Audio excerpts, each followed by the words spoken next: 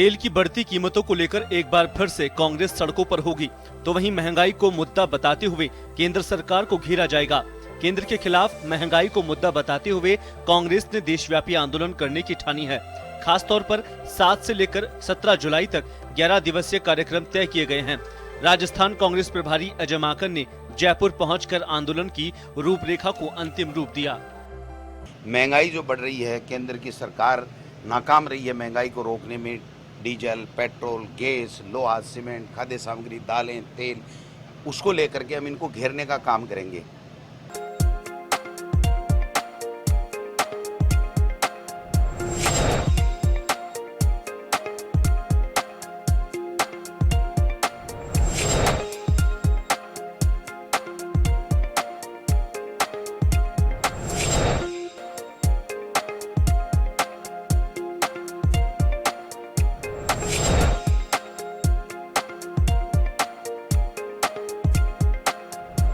राजस्थान में कांग्रेस पार्टी सत्ता में है। ऐसे में भाजपा ने महंगाई का काउंटर प्रदेश में बढ़ते अपराध और भ्रष्टाचार को बनाया है।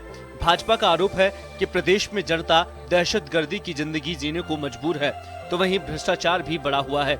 उधर इसके साथ ही संघ प्रचारक निम्बाराम पर दर्ज एसीबी में एफआईआर को लेकर भी सरकार को घेरा गया। उपनेता राजेंद्र राठौड़ ने कहा कि कांग्रेस सरकार राष्ट्रव्यापी संगठनों की तरफ बंदूक कर रखी है। राज्यपाल से भाजपा ने कार्रवाई पर रोक लगाने की मांग भी रखी है। कथित परिवादी खुद ये कहता है कि उससे किसी प्रकार की लेन देन की बात नहीं हुई और उसके बाद भी मुकदमा बनाकर एक राष्ट्रवादी संगठन के प्रदेश प्रमुख का नाम लिखना और दूसरी तरफ भ्रष्टाचार में लिप्त जो लोग हैं जिनको रंगे हाथ पकड़ा गया उनके अभियोजन स्वीकृति को रोकना, इन सारी बातों को लेकर हम आप संवैधानिक प्रमुख महामहिम राज्यपाल को हमने पहले भी कहा था कि हम इस मुद्दे पर ईंट से ईंट बजा देंगे। राजस्थान में अगर सरकार ने फिर अपना कुत्सित प्रयास किया तो इसका खामियाना सरकार को भुगतना पड़ेगा। राजस्थान में सियासी हलचल एक बार फिर से बढ़ने लगी है, जिसकी तस्वीर अभी से देखने को मिल रही है। अब देखना होगा कि कांग्रेस के महंगाई के मुद्दे को भाजपा कितना काउंटर कर पाती है। ब्यूरो रिपोर्ट, जन टीवी न्यूज।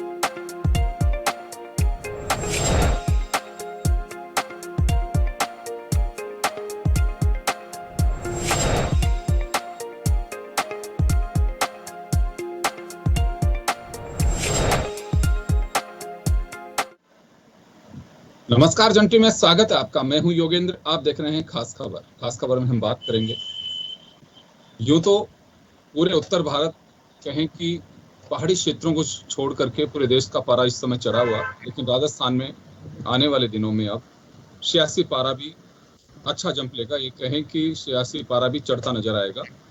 वजह साफ है, एआईसीसी के निर्देश पर राजस्थान में कांग्रेस का 7 से 17 जुलाई तक हल्ला बोल कार्यक्रम है और दूसरा भाजपा की ओर से राज्यपाल को ज्ञापन दिया गया है कि एंटी करप्शन ब्यूरो को राजस्थान सरकार टूल बनाकर और एक जिम्मेदार संगठन के पदाधिकारियों को परेशान किया। खैर चलिए, सियासी मायने क्या होंगे। कहीं से नॉइस आ रही है, प्लीज एक बार जरा स्टॉप रखें। तो चलिए, यही हमारा मजमून है और इसी को लेकर के हम चर्चा करेंगे। अजय माकन ने पीसीसी की बैठक ली है और इस बीच कुछ और भी बातें निकल करके आएंगी। खैर चलिए, लेकिन मजमून पे हम रहना चाहेंगे कि राजस्थान का सियासी पारा आखिर क्यों चढ़ेगा। हमारे साथ वरिष्ठ पत्रकार ओम सैनी साहब हैं, कांग्रेस नेता सुरेश चौधरी जी हमारे साथ है, भाजपा नेता मदन राठौड़ साहब हमारे साथ हैं। सभी का स्वागत है। मैं आपके पास में आना चाहूंगा सुरेश जी, हल्ला बोल कांग्रेस का है और 7 से 17 जुलाई तक यानी कि 11 दिन तक आप हल्ला बोलेंगे। बीजेपी का ये कहना है कि कांग्रेस हल्ला बोलने से पहले वैट कम करके महंगाई में राहत दे तो हम केंद्र पे भी दबाव बनाएं। राजस्थान में सबसे ज्यादा फ्यूल प्राइस हैं क्योंकि वैट ज्यादा है, बिजली की दरें ज्यादा हैं, तो आंदोलन किस बात का कर रही है? योगेश जी, मैं आपको बताना चाहूंगा कि राजस्थान की सरकार और केंद्र की सरकार, अब मदन जी थोड़ी देर बाद में बोलेंगे, मैं सारी चीजें पहले बता दूं कि जिस टाइम पे 354 रुपए सिलेंडर था तब देश में महंगाई थी, दाल 40 रुपए किलो थी तो देश में महंगाई थी, खाने का तेल 40 रुपए 50 रुपए था तो देश में महंगाई थी।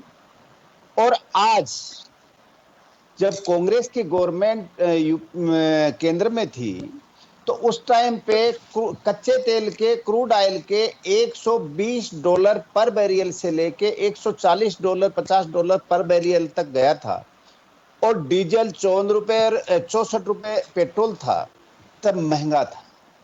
आज क्रूड ऑयल 0 प्राइस पे लेके स्टॉक फुल किया भारत सरकार ने। आज की तारीख में भी केवल $73 पर बैरियल है, और राजस्थान के अंदर पेट्रोल 107 और डीजल 101-2 रुपए लीटर बिक रहा है, लेकिन सस्ता है।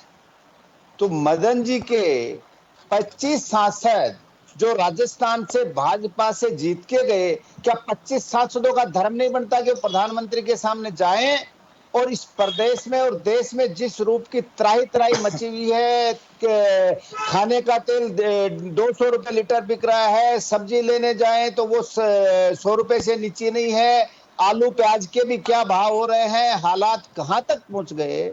लेकिन इसके बाद में भी बीजेपी ने जिस तरह की हठधर्मी कर रही है, जनता जनार्दन की सुनने का कोई काम नहीं है।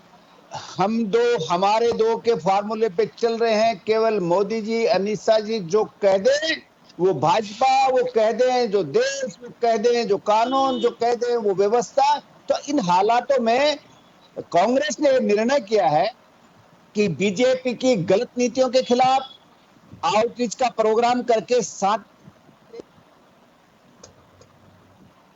जी चलिए आपके पास में वापस आएंगे। वो कनेक्टिविटी प्रॉब्लम की वजह से कुछ उनके यहाँ टेक्निकल इश्यू है। मैं मदन राठौड़ साहब के पास में जाना चाहूंगा। राठौड़ जी, आपके पास आना चाहूंगा मैं। बीजेपी कह रही है कि एसीबी एक राष्ट्रवादी संगठन के पदाधिकारियों को फंसाना चाहती है। उनका सीधा इशारा है कि हाल ही में जो एक वीडियो वायरल हुआ उसमें संघ के राजस्थान के प्रमुख निम्बाराम जो है उनको फंसाने की बात कही जा रही है। बीजेपी की ओर से राज्यपाल को ज्ञापन दिया गया है। कानून व्यवस्था का जिक्र कम और राष्ट्रवादी संगठन का ज्यादा उसमें जिक्र किया गया है। जो मैंने ज्ञापन देखा, आपको भेजा भी मैंने।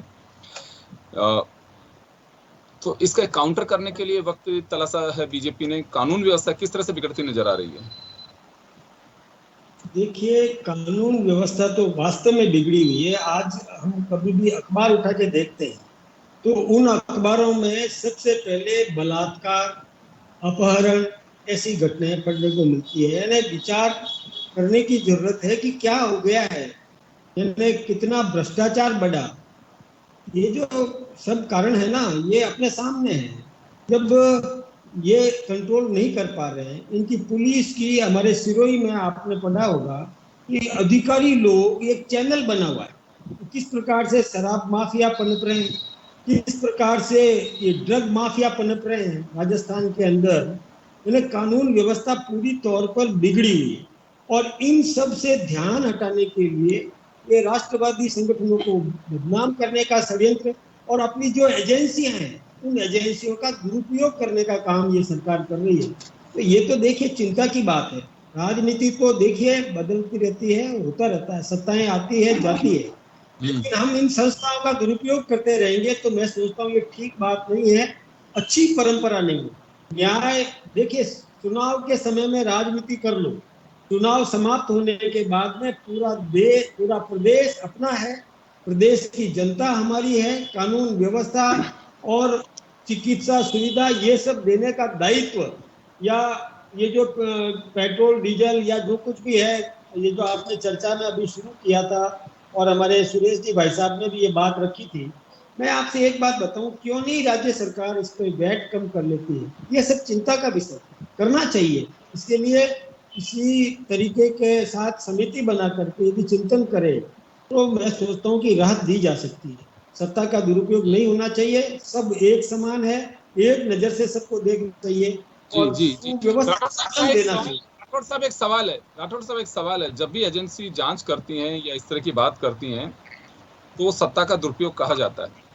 आज अशोक गहलोत साहब ने ही ट्वीट किया है और उसमें कहा है कि जहां जहां चुनाव होते हैं केंद्र सरकार अपनी जांच एजेंसियों के माध्यम से वहां की पार्टियों पर प्रेशर बनाने की कोशिश करती है। बंगाल में चुनाव थे तो टीएमसी के नेताओं को तंग किया गया, अभी उत्तर प्रदेश में चुनाव है तो वहां पे इस वक्त समाजवादी पार्टी के नेताओं को ढूंढने की कोशिश की जा रही है। तो ये उचित नहीं है, इस तरह का व्यवहार किया जाएगा, वो बात आप कह रहे हैं। तो अगर जांच एजेंसी काम करती हैं तो क्या इसे क्या माना जाए कि सरकारों की टूल बनकर के काम कर रही हैं? केवल ये राजस्थान में हो रहा है, बाकी जगह नहीं हो रहा। मैं आपसे एक निवेदन करना चाहूंगा कि दोनों बातों में बहुत बड़ा फर्क है। वहां पर जो आज तक जितने भ्रष्टाचार हुए, जिनके मुकदमे पहले से दर्ज हैं, उन मुकदमों की जांच हो रही है। यहाँ क्या हो रहा है, टेलीफोन टेपिंग का बात उठाई, फिर ठंडे बस्ते में डाल दी। ये किस प्रकार से कैंपिंग हुई, उसमें कहते हैं कि खरीद फरोख्त हुई, उसको ठंडे बस्ते में, मैं इसका दुरुपयोग मानता हूँ।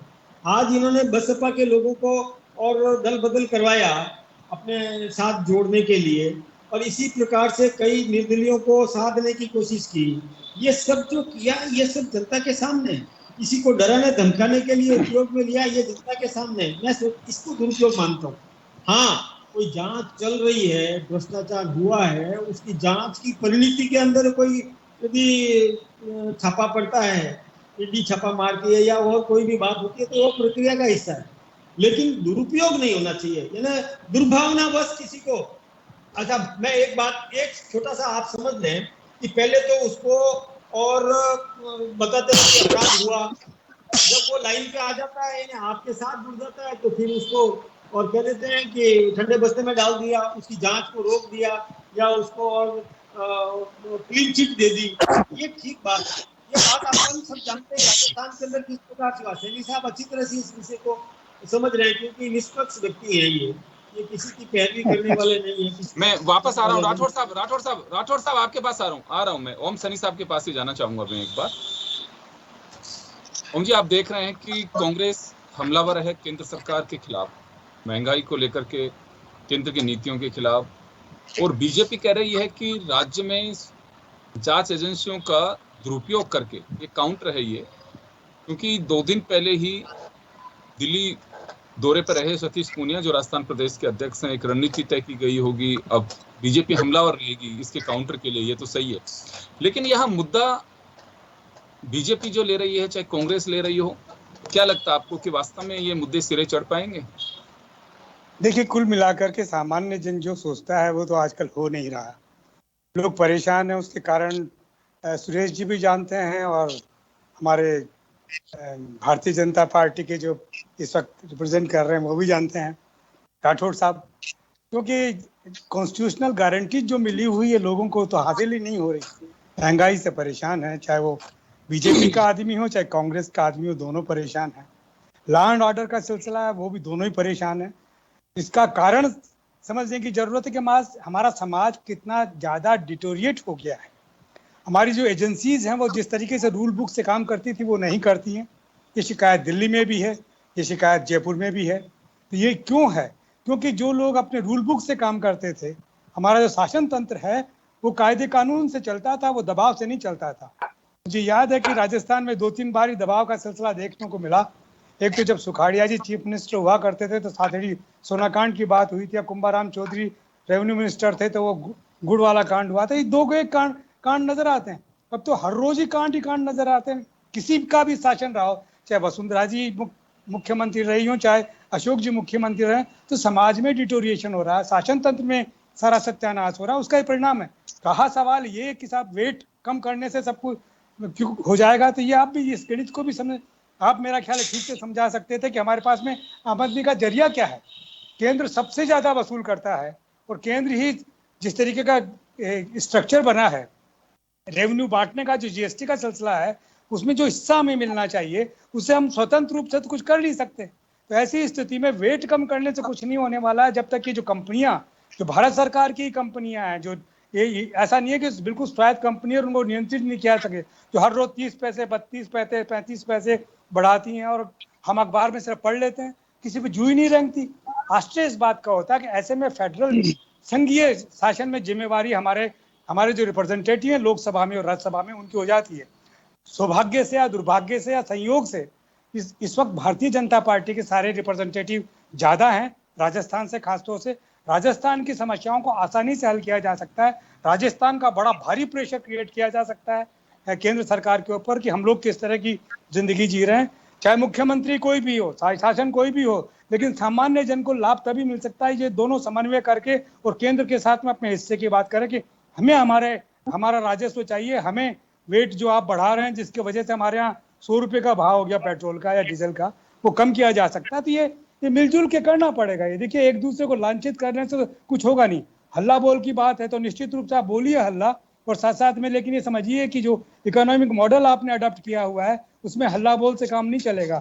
उसके अंदर तो आपको रेवेन्यू चाहिए, विकास का जरिया चाहिए, निवेश को आपको आमंत्रित करना पड़ेगा। ये नहीं रहा कि जो कॉन्स्टिट्यूशनल गारंटीज हैं उनको आप प्रोवाइड करने के लिए हर हालत में काम करेंगे।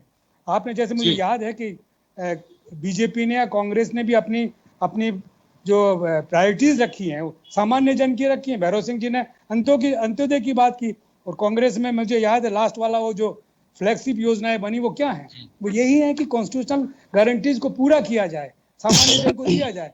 वो नहीं दिया पा रहे हैं, तो इसके लिए एक दूसरे को ना कहिए, कुल मिलाकर के फेडरल उसके अंदर दोनों मिलकर के केंद्र पे दबाव बनाइए। ये तो वक्त ऐसा है कि मंथन करना होगा कि जनता को हम कहाँ खड़ा कर रहे हैं और जनता को हम रिटर्न क्या दे रहे हैं, ये देखने वाली बात है। सही मायने तो यही है। खैर चलिए, लेकिन आंदोलन करने का अधिकार संविधान ने दिया है और करना चाहिए। जनहित से जुड़े आंदोलन जरूर करने चाहिए। सुरेश जी, आपके पास आना चाहूंगा मैं एक बार।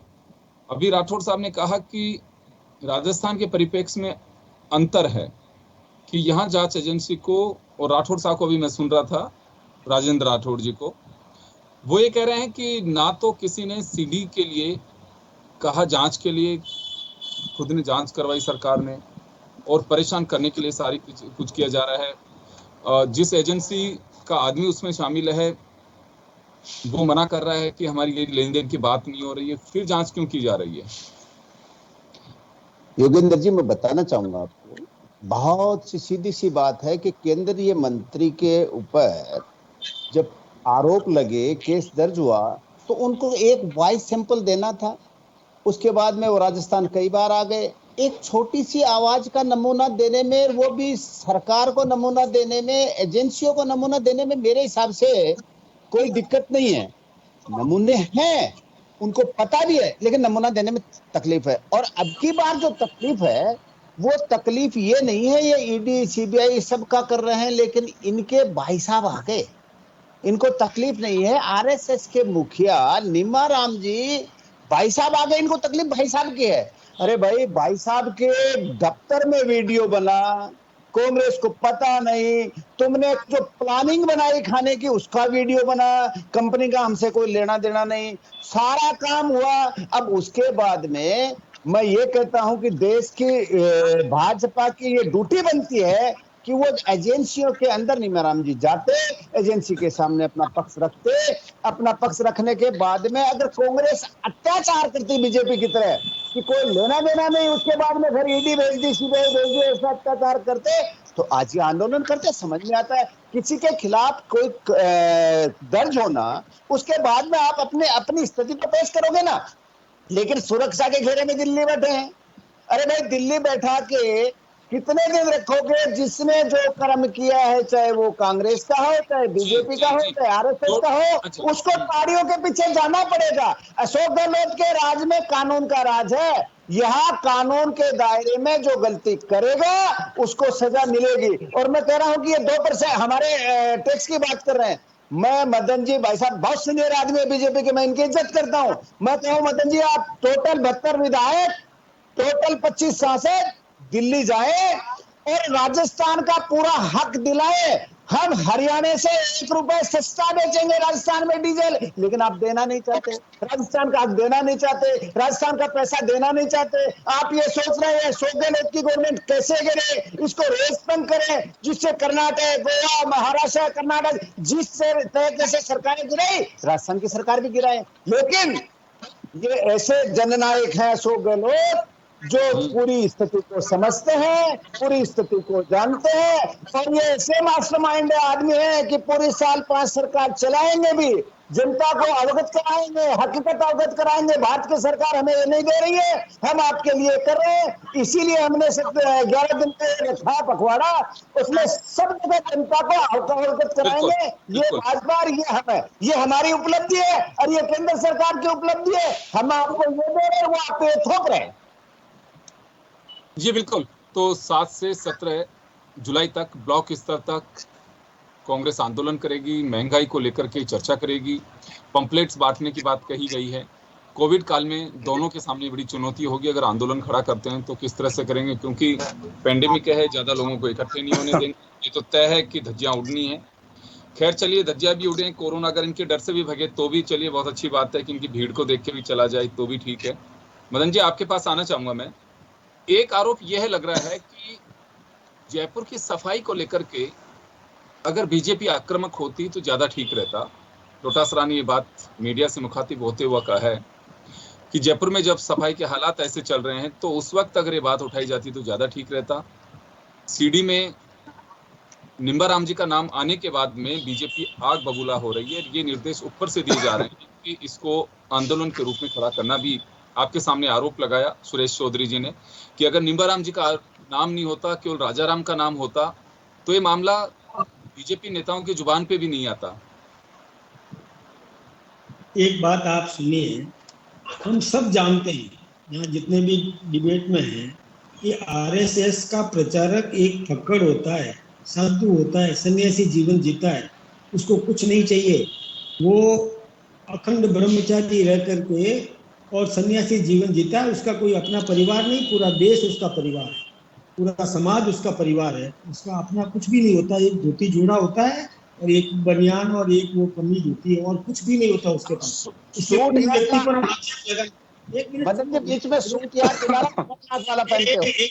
एक मिनट में पूरी बात आपके सामने रख दूं। ऐसा व्यक्तित्व और किसी संगठन के पास में बहुत कम देखने को मिलेगा। उसको कुछ भी नहीं चाहिए, वो कहीं पर भी ऐसे लिप्त नहीं रहते हैं। ऐसे व्यक्तित्व पर यदि लांछन लगे, जैसे कि आपने कहा कि राजाराम होता तो शायद इतना नहीं होता। लेकिन देखिए, मैं नहीं कहता कि कौन कितने पानी में है, लेकिन आरएसएस का प्रचारक वो निष्कलंक है, उसको कुछ भी नहीं चाहिए, और उस पर यदि आक्षेप लगेगा तो बर्दाश्त नहीं होगा। ये बात हमने कही है। दूसरी बात मैं आपसे निवेदन करूं, ये डाइवर्ट कर दिया सुरेश जी, बहुत होशियार आदमी, वकील भी है।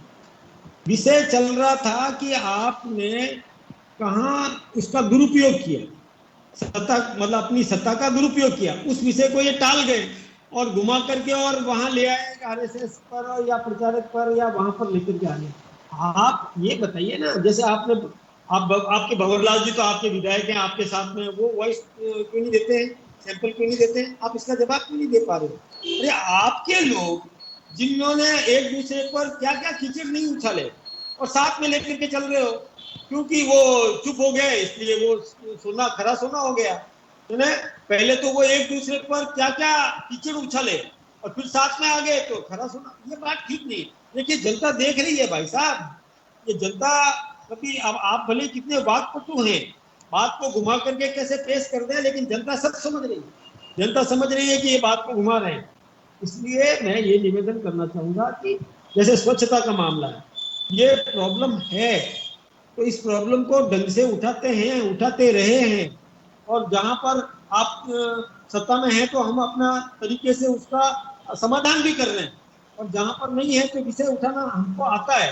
कांग्रेस की समस्या यह है कि विरोध करना आता नहीं है, विरोध जीवन में इन्होंने कभी किया नहीं, विरोध करना सीख रहे हैं, और सीखने में इसे चूक हो जाती है। ये इनकी बहुत बड़ी प्रॉब्लम है। हम तो करते हैं, समालोचना करते हैं, आलोचना भी होती है, समालोचना होती है। चलिए अच्छा, ये एक बात जानना चाहूंगा मदन जी, एक बात बताइए मुझे, क्योंकि देखिए निम्बाराम जी का विषय है, ये जांच एजेंसियों का सीडी का विषय है, आम जनता का कोई ज्यादा सरोकार इसमें नहीं है। लेकिन महंगाई को लेकर के, महंगाई एक जनता से जुड़ा मामला है, हर व्यक्ति की, हर घर की जरूरत है कि महंगाई से हम बाहर आए। आप ये तो स्वीकार करते हैं कि हाँ वास्तव में महंगाई बहुत ज्यादा है, काल, विषम परिस्थितियां, महंगाई का ये आलम, ये बात तो सही है कि विकास के लिए पैसा चाहिए, लेकिन अब तक की सरकारों ने भी विकास किया ही होगा। या तो ये कर देना चाहिए कि सरकारों पे भरोसा रखना चाहिए विपक्ष को भी, अब एजेंडा बदल देना चाहिए कि महंगाई देखिए मुद्दा नहीं है, देश का विकास करना है तो महंगाई रहेगी, आप लोग कंप्रोमाइज कर लीजिए, आप भी मत उठाइए, हम भी नहीं उठाएंगे, महंगाई को जाने दीजिए, जनता भी भूल जाएगी, अपने आप तड़पती रहेगी। महंगाई मुद्दा है कि नहीं है? ये बात आप सही कह रहे हैं कि पेट्रोल डीजल की कीमतें जो बढ़ी है, इससे आम आदमी प्रभावित हुआ है, ये बात हम सब जानते हैं कि इससे थोड़ा बहुत महंगाई तो बढ़ी है। अब मैं दूसरी बात और बताऊं, रेवेन्यू जनरेशन कहाँ से होता है? रेवेन्यू जनरेशन जैसे शराब से कितना होता है, और उसकी तस्करी हो रही है, माफिया पनप रहे हैं, उनके एसपी और वो उसके कैटेगरी उसमें आ गए हैं, और उनकी पूरा चैनल एक सामने आया है। तो रोक पाती है सरकार, ये यदि रोक ले तो रेवेन्यू जनरेट हो जाएगी। अब लेकिन उसमें जनता को राहत दी जा सकती है। अब लेकिन वो रेवेन्यू सर यहाँ जनरेट नहीं होती, ये गुजरात जा रही थी, ये गुजरात जाने वाली थी, हिमाचल, पंजाब, हरियाणा की शराब है। और ये देखिए, अगर एक बात बताइए मुझे, अगर ये नेटवर्क ऐसा होता तो सरकार कार्रवाई करती, एसपी को हटाती। हाँ, और हटा करके कहाँ लगा दिया? एक प्रशिक्षण कैंप में लगा दिया, जो पुलिस के अधिकारियों को प्रशिक्षण देगा। क्या प्रशिक्षण देगा भाई? यही कि कैसे चैनल बनाया जाए, कैसे उसको ट्रैक और कैसे निकाला जाए, यही प्रशिक्षण। चले, मैं तो महंगाई पे तो सुनना चाहता हूँ। महंगाई पे देखिए, मुझे उससे मतलब नहीं है, ये सरकार का काम है कि भ्रष्ट को बाहर करना चाहिए, जो ईमानदार उन्हें नवाजा जाना चाहिए। लेकिन सरकारों की प्रायोरिटीज बदल गई हैं। अब पहले दिन ही जैसे सत्ता में आते हैं तो लंबी लिस्ट एक्सरसाइज करके, और सबसे रोचक बात ये देखिए, दूसरे अधिकारी भी पैमाना तैयार रखते हैं कि निसाब ये उस वक्त इस पोजीशन में था, इसको हटाइए। तो ये मुझे लगता है कि अधिकारियों की जो योग्यता है उसका कोई आधार अब बचा नहीं है। वो भी यही चाहते हैं कि चलिए हम नौकरी कर रहे हैं। सरकारों को भी ऐसे लोगों की कोई आवश्यकता नहीं है, कोई सरकार हो, चाहे आपकी हो चाहे वर्तमान सरकार हो, योग्य व्यक्तियों की जरूरत मुझे लगता नहीं है। बटरिंगबाज हो, उनके अपने प्रायोरिटीज अलग होती हैं, वो सब चीजें चलती हैं। बहुत योग्य अधिकारी हैं राजस्थान पुलिस में, प्रशासनिक सेवाओं में, कहाँ उनको बिल्कुल अपनी गुमनाम जिंदगी जी रहे हैं। तो सरकारों की प्राथमिकता बदल गई। सरकारों को अब किसी सरकार, आपकी सरकार के वक्त भी यही हाल था।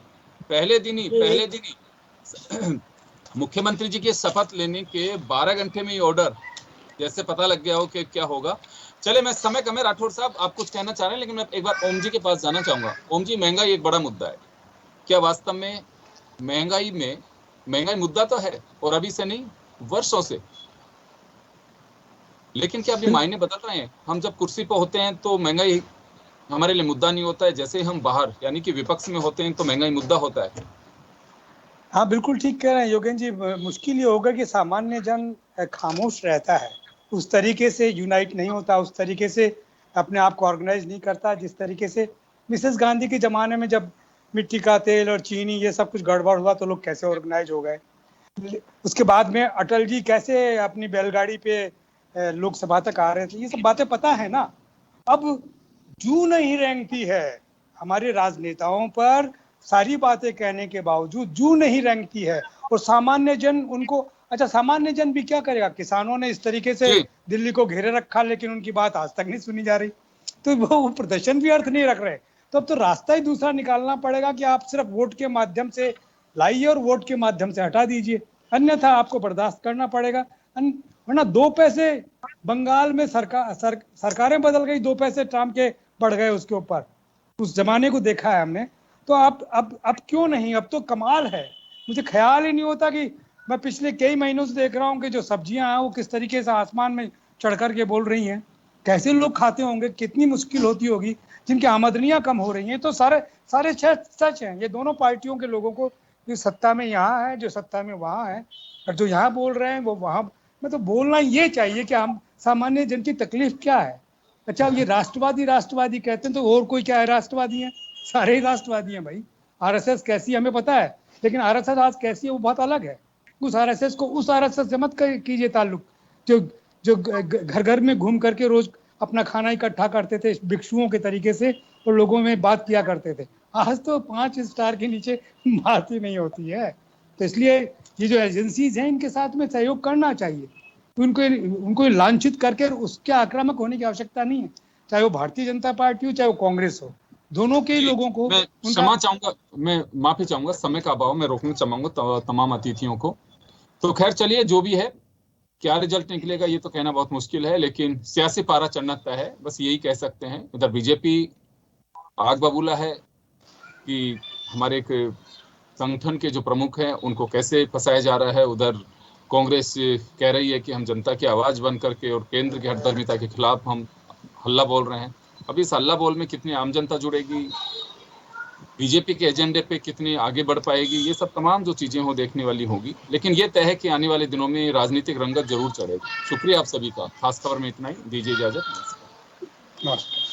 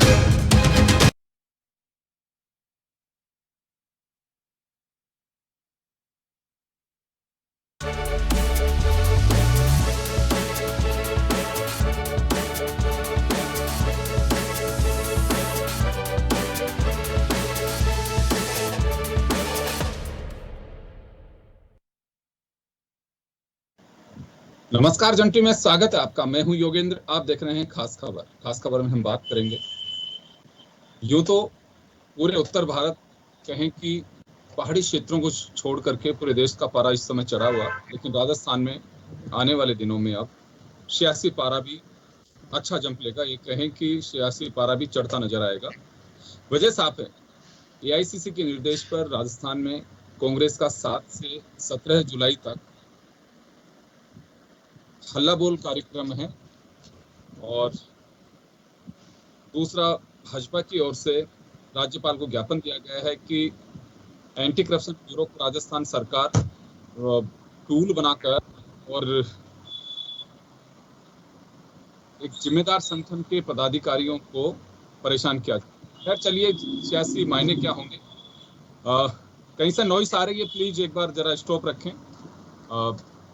तो चलिए, यही हमारा मजमून है और इसी को लेकर के हम चर्चा करेंगे। अजय माकन ने पीसीसी की बैठक ली है और इस बीच कुछ और भी बातें निकल करके आएंगी।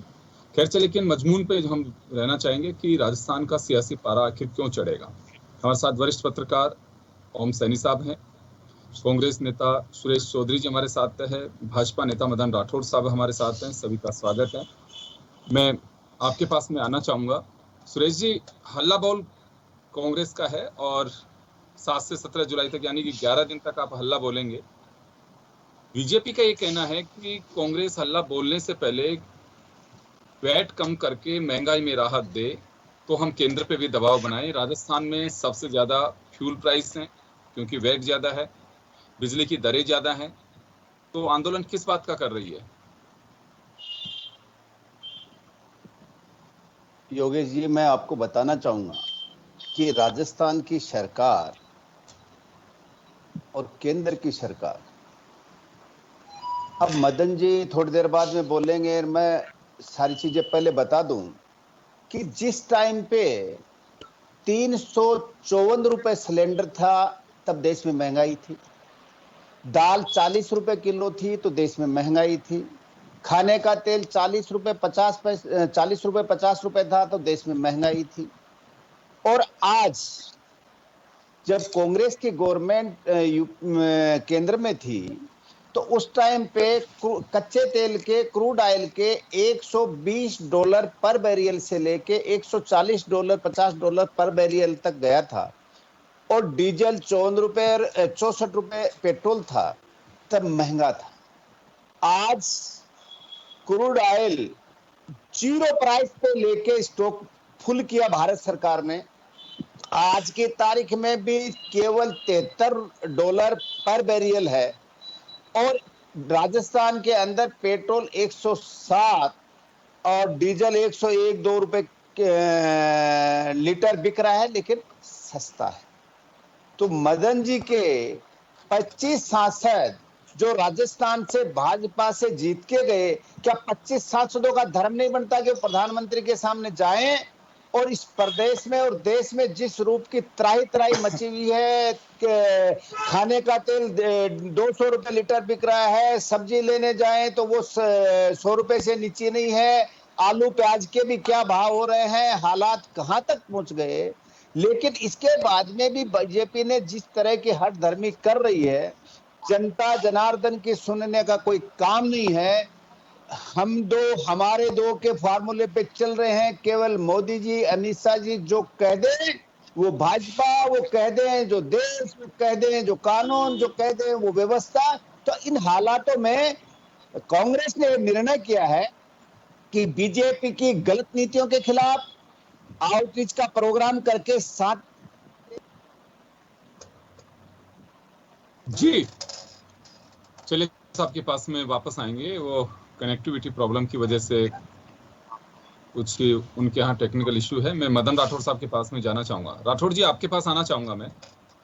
बीजेपी कह रही है कि एसीबी एक राष्ट्रवादी संगठन के पदाधिकारियों को फंसाना चाहती है। उनका सीधा इशारा है कि हाल ही में जो एक वीडियो वायरल हुआ उसमें संघ के राजस्थान के प्रमुख निम्बाराम जो है उनको फंसाने की बात कही जा रही है। बीजेपी की ओर से राज्यपाल को ज्ञापन दिया गया है। कानून व्यवस्था का जिक्र कम और राष्ट्रवादी संगठन का ज्यादा उसमें जिक्र किया गया है। जो मैंने ज्ञापन देखा, आपको भेजा भी मैंने। तो इसका काउंटर करने के लिए वक्त तलाशा है बीजेपी ने। कानून व्यवस्था किस तरह से बिगड़ती नजर आ रही है? देखिए, कानून व्यवस्था तो वास्तव में बिगड़ी हुई है। आज हम कभी भी अखबार उठा के देखते हैं तो उन अखबारों में सबसे पहले बलात्कार, अपहरण, ऐसी घटनाएं पढ़ने को मिलती है। यानी विचार करने की जरूरत है कि क्या हो गया है, यानी कितना भ्रष्टाचार बढ़ा। ये जो सब कारण है ना, ये अपने सामने है। जब ये कंट्रोल नहीं कर पा रहे हैं, इनकी पुलिस की, हमारे सिरोही में आपने पढ़ा होगा कि अधिकारी लोग एक चैनल बना हुआ है, किस प्रकार से शराब माफिया पनप रहे हैं, किस प्रकार से ये ड्रग माफिया पनप रहे हैं राजस्थान के अंदर। यानी कानून व्यवस्था पूरी तौर पर बिगड़ी हुई है, और इन सब से ध्यान हटाने के लिए ये राष्ट्रवादी संगठनों को बदनाम करने का षड्यंत्र और अपनी जो एजेंसियां हैं उन एजेंसियों का दुरुपयोग करने का काम ये सरकार कर रही है। तो ये तो देखिए चिंता की बात है। राजनीति तो देखिए बदलती रहती है, होता रहता है, सत्ताएं आती है जाती है, लेकिन हम इन संस्थाओं का दुरुपयोग करते रहेंगे तो मैं सोचता हूँ ये ठीक बात नहीं है, अच्छी परंपरा नहीं है। न्याय देखिए, चुनाव के समय में राजनीति कर लो, चुनाव समाप्त होने के बाद में पूरा देश, पूरा प्रदेश अपना है, प्रदेश की जनता हमारी है। कानून व्यवस्था और चिकित्सा सुविधा ये सब देने का दायित्व, या ये जो पेट्रोल डीजल या जो कुछ भी है, ये जो आपने चर्चा में अभी शुरू किया था और हमारे सुरेश जी भाई साहब ने भी ये बात रखी थी। मैं आपसे एक बात बताऊं, क्यों नहीं राज्य सरकार इस पर वैट कम कर लेती है? ये सब चिंता का विषय करना चाहिए। इसके लिए इसी तरीके के साथ समिति बना करके यदि चिंतन करे तो मैं सोचता हूँ कि राहत दी जा सकती है।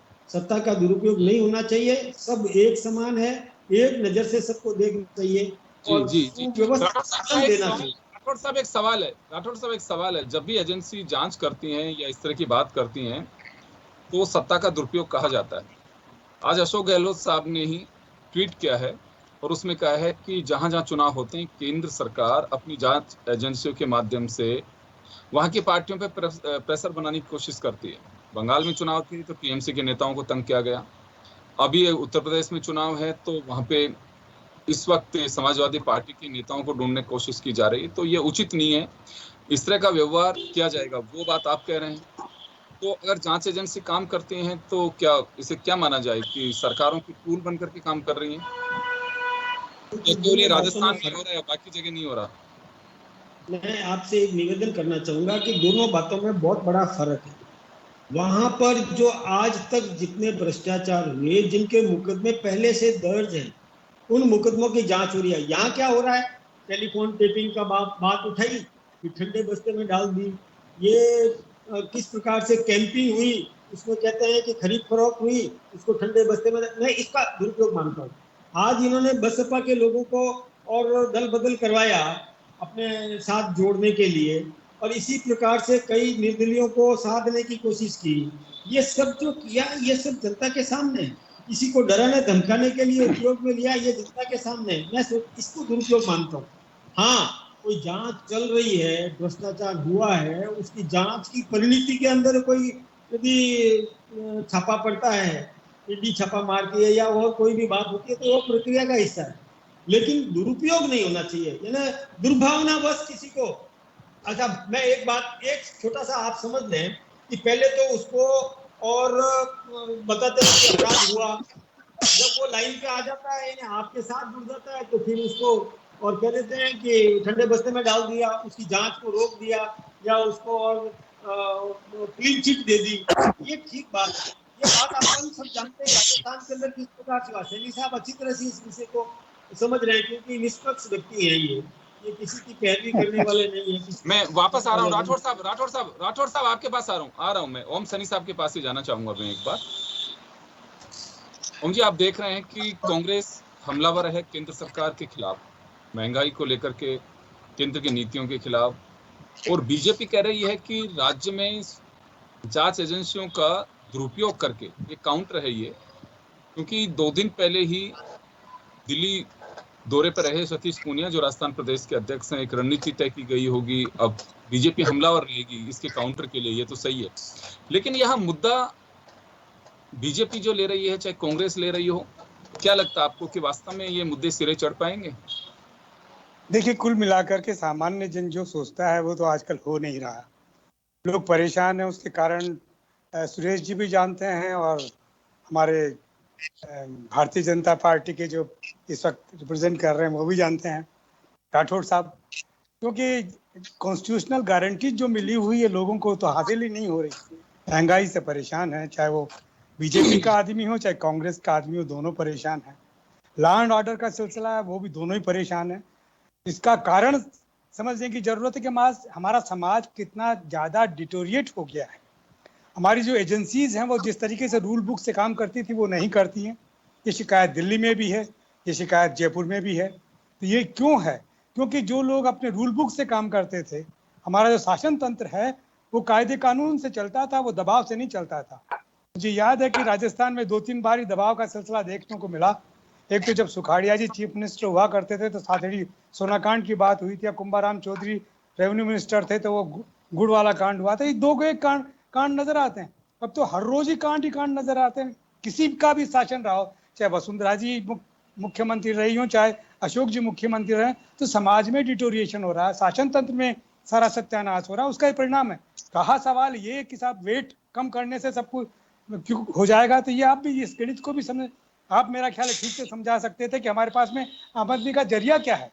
केंद्र सबसे ज्यादा वसूल करता है और केंद्र ही जिस तरीके का स्ट्रक्चर बना है, रेवेन्यू बांटने का जो जीएसटी का सिलसिला है, उसमें जो हिस्सा हमें मिलना चाहिए उससे हम स्वतंत्र रूप से तो कुछ कर नहीं सकते। तो ऐसी स्थिति में वेट कम करने से कुछ नहीं होने वाला है, जब तक कि जो कंपनियां, जो भारत सरकार की कंपनियां हैं, जो ये ऐसा नहीं है कि बिल्कुल स्वायत्त कंपनी और उनको नियंत्रित नहीं किया सके, जो हर रोज 30 पैसे 32 पैसे 35 पैसे बढ़ाती हैं और हम अखबार में सिर्फ पढ़ लेते हैं, किसी पे जू ही नहीं रेंगती।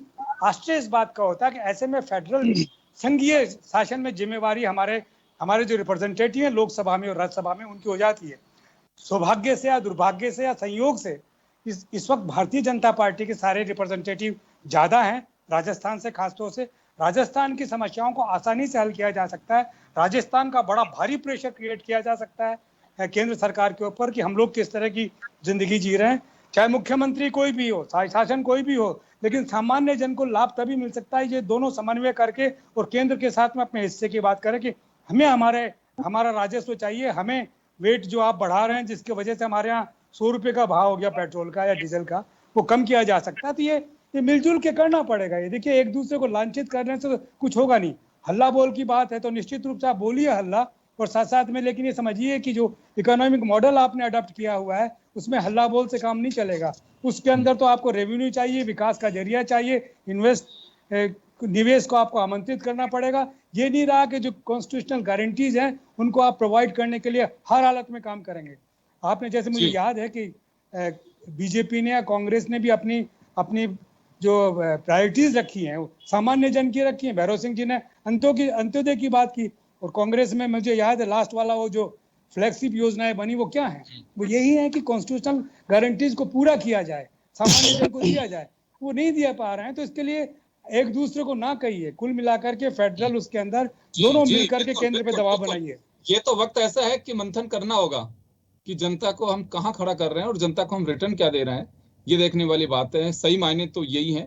खैर चलिए, लेकिन आंदोलन करने का अधिकार संविधान ने दिया है और करना चाहिए। जनहित से जुड़े आंदोलन जरूर करने चाहिए।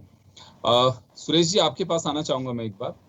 अभी राठौड़ साहब ने कहा कि राजस्थान के परिप्रेक्ष्य में अंतर है कि यहाँ जांच एजेंसी को, और राठौड़ साहब को भी मैं सुन रहा था, राजेंद्र राठौड़ जी को, वो ये कह रहे हैं कि ना तो किसी ने सीडी के लिए कहा जांच के लिए, खुद ने जांच करवाई सरकार ने, और परेशान करने के लिए सारी कुछ किया जा रहा है। जिस एजेंसी का आदमी उसमें शामिल है वो मना कर रहा है कि हमारी ये लेन देन की बात नहीं हो रही है, फिर जांच क्यों की जा रही है? योगेंद्र जी, मैं बताना चाहूंगा आपको, बहुत सी सीधी सी बात है कि केंद्रीय मंत्री के ऊपर जब आरोप लगे, केस दर्ज हुआ, तो उनको एक वॉइस सैंपल देना था। उसके बाद में वो राजस्थान कई बार आ गए। एक छोटी सी आवाज का नमूना देने में, वो भी सरकार को नमूना देने में, एजेंसियों को नमूना देने में मेरे हिसाब से कोई दिक्कत नहीं है। नमूने हैं, उनको पता भी है, लेकिन नमूना देने में तकलीफ है। और अब की बार जो तकलीफ है वो तकलीफ ये नहीं है ये ईडी सीबीआई सब का कर रहे हैं, लेकिन इनके भाई साहब आ गए, इनको तकलीफ नहीं है। आरएसएस के मुखिया निमाराम जी भाई साहब आ गए, इनको तकलीफ भाई साहब की है। अरे भाई साहब के दफ्तर में वीडियो बना, कांग्रेस को पता नहीं, तुमने जो प्लानिंग बनाई खाने की उसका वीडियो बना, कंपनी का हमसे कोई लेना देना नहीं, सारा काम हुआ। अब उसके बाद में मैं ये कहता हूं कि देश की भाजपा की ये ड्यूटी बनती है कि वो एजेंसियों के अंदर निमाराम जी जाते, एजेंसी के सामने अपना पक्ष रखते, अपना पक्ष रखने के बाद में अगर कांग्रेस अत्याचार करती बीजेपी की तरह कि कोई लेना देना नहीं, उसके बाद में फिर ईडी भेज दी, सीबीआई भेज दी, ऐसा अत्याचार करते तो आज ये आंदोलन करते। समझ में आता है किसी के खिलाफ कोई दर्ज होना, उसके बाद में आप अपनी स्थिति को पेश करोगे ना, लेकिन सुरक्षा के घेरे में दिल्ली बैठे हैं। अरे भाई, दिल्ली बैठा के कितने दिन रखोगे? जिसने जो कर्म किया है, चाहे वो कांग्रेस का हो, चाहे बीजेपी का हो, चाहे आरएसएस का हो, उसको ताड़ियों के पीछे जाना पड़ेगा।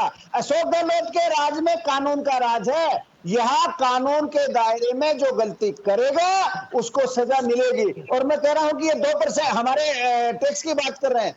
मैं मदन जी भाई साहब बहुत सीनियर आदमी है बीजेपी के, मैं इनकी इज्जत करता हूँ। मैं कहूँ मदन जी, आप टोटल 72 विधायक, टोटल 25 सांसद दिल्ली जाए और राजस्थान का पूरा हक दिलाए हम हरियाणा से 1 रुपए सस्ता बेचेंगे राजस्थान में डीजल, लेकिन आप देना नहीं चाहते।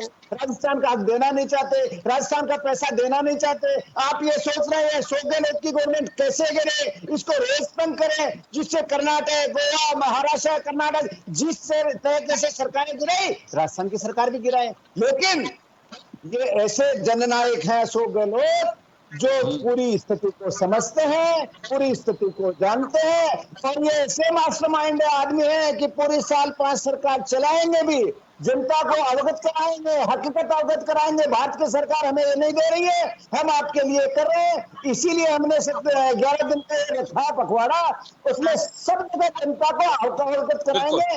ये भाजपा, ये हमारी उपलब्धि है और ये केंद्र सरकार की उपलब्धि है। हम आपको ये दे रहे हैं, वो आप पे थोप रहे हैं। जी बिल्कुल। तो 7 से 17 जुलाई तक ब्लॉक स्तर तक कांग्रेस आंदोलन करेगी, महंगाई को लेकर के चर्चा करेगी, पंपलेट्स बांटने की बात कही गई है। कोविड काल में दोनों के सामने बड़ी चुनौती होगी। अगर आंदोलन खड़ा करते हैं तो किस तरह से करेंगे, क्योंकि पेंडेमिक है, ज़्यादा लोगों को इकट्ठे नहीं होने देंगे। ये तो तय है कि धज्जियाँ उड़नी है। खैर चलिए, धज्जियाँ भी उड़े, कोरोना अगर इनके डर से भी भगे तो भी चलिए बहुत अच्छी बात है कि इनकी भीड़ को देख के भी चला जाए तो भी ठीक है। मदन जी, आपके पास आना चाहूँगा मैं। एक आरोप यह लग रहा है कि जयपुर की सफाई को लेकर के अगर बीजेपी आक्रामक होती तो ज्यादा ठीक रहता।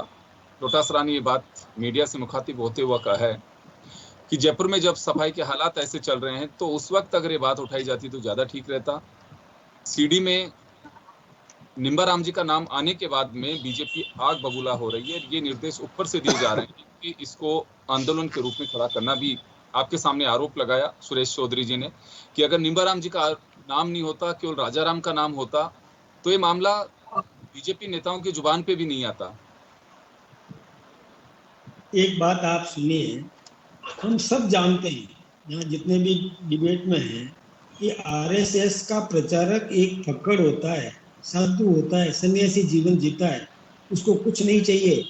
वो अखंड ब्रह्मचारी रह करके और सन्यासी जीवन जीता है। उसका कोई अपना परिवार नहीं, पूरा देश उसका परिवार है, पूरा समाज उसका परिवार है। उसका अपना कुछ भी नहीं होता। एक धोती जोड़ा होता है और एक बनियान और एक वो कमीज होती है, और कुछ भी नहीं होता उसके पास। व्यक्ति पर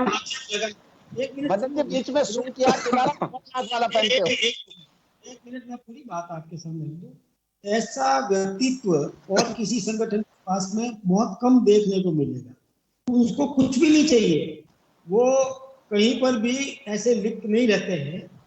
ऐसे व्यक्तित्व पर यदि लांछन लगे, जैसे कि आपने कहा कि राजाराम होता तो शायद इतना नहीं होता। लेकिन देखिए, मैं नहीं कहता कि कौन कितने पानी में है, लेकिन आरएसएस का प्रचारक वो निष्कलंक है, उसको कुछ भी नहीं चाहिए, और उस पर यदि आक्षेप लगेगा तो बर्दाश्त नहीं होगा। ये बात हमने कही है। दूसरी बात मैं आपसे निवेदन करूं, ये डाइवर्ट कर दिया सुरेश जी, बहुत होशियार आदमी है, वकील भी है।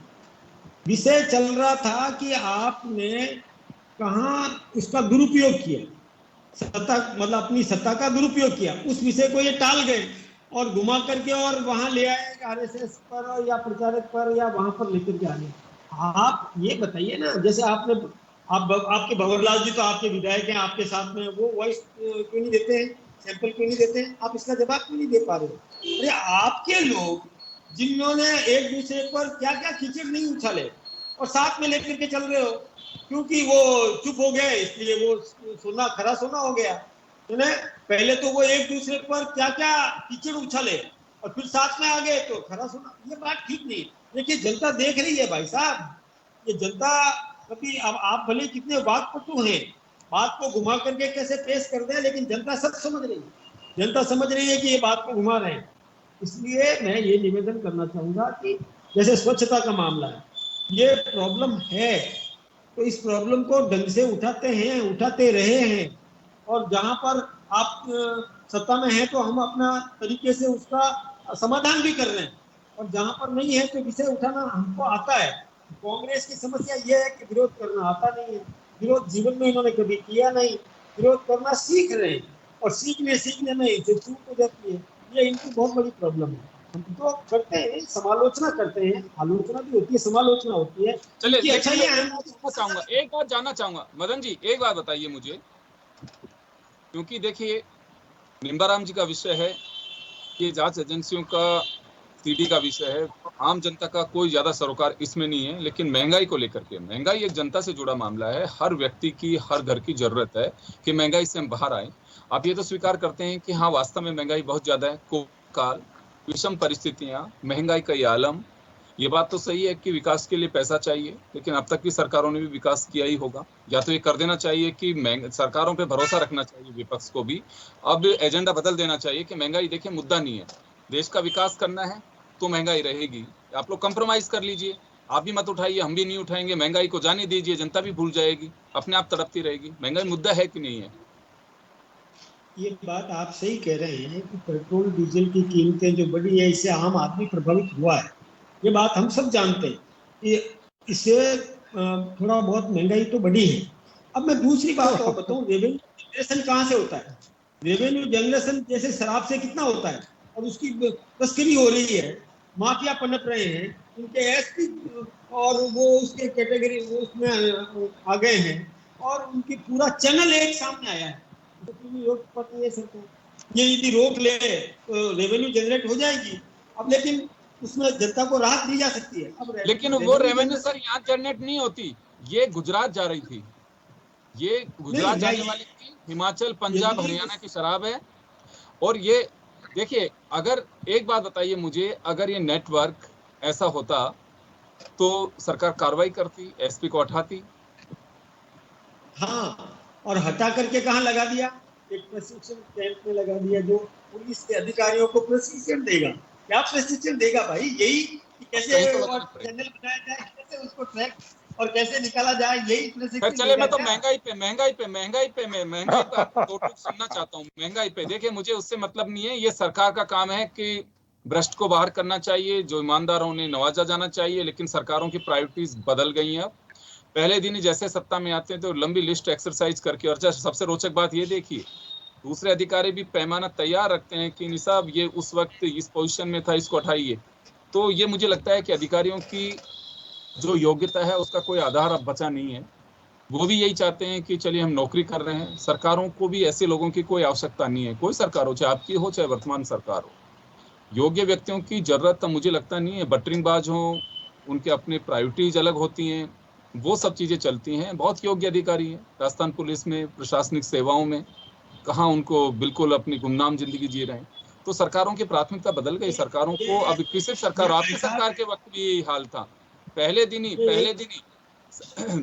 मुख्यमंत्री जी के शपथ लेने के 12 घंटे में ही ऑर्डर, जैसे पता लग गया हो कि क्या होगा। चले, मैं समय कम है, राठौर साहब आप कुछ कहना चाह रहे हैं, लेकिन मैं एक बार ओम जी के पास जाना चाहूंगा। ओम जी, महंगाई एक बड़ा मुद्दा है। क्या वास्तव में महंगाई मुद्दा तो है, और अभी से नहीं, वर्षों से,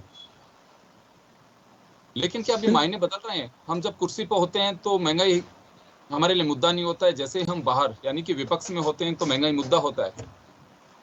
हाँ, बिल्कुल ठीक कह रहे हैं योगेंद्र जी। मुश्किल ये होगा कि सामान्य जन खामोश रहता है, उस तरीके से यूनाइट नहीं होता, उस तरीके से अपने आप को ऑर्गेनाइज नहीं करता जिस तरीके से मिसेस गांधी के ज़माने में जब मिट्टी का तेल और चीनी ये सब कुछ गड़बड़ हुआ तो लोग कैसे ऑर्गेनाइज हो गए। उसके बाद में अटल जी कैसे अपनी बैलगाड़ी पे लोकसभा तक आ रहे थे, ये सब बातें पता है ना। अब जू नहीं रेंगती है हमारे राजनेताओं पर, सारी बातें कहने के बावजूद जू नहीं रेंगती है, और सामान्य जन उनको